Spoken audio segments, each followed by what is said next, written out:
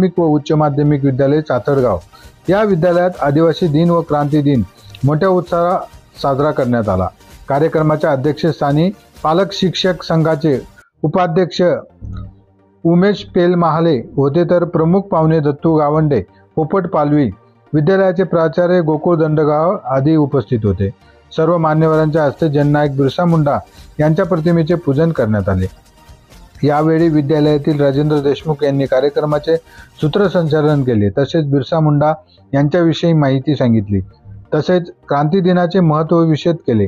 विद्यालयातील काही निवडक विद्यार्थ्यांनी आदिवासी दिनाबद्दल माहिती सांगितली, तसेच बहुसंख्य विद्यार्थ्यांनी आदिवासी पोशाख परिधान करून आदिवासी नृत्य सादर केले। तसेच या वेळी आद्य क्रांतिकारक भाऊ माळेकर ऐतिहासिक सांस्कृतिक संशोधन बहुउद्देशीय सामाजिक संस्था सारस्ते या संस्थेचे वतीने विद्यालयाचे प्राचार्य गोकुळ दंडगाव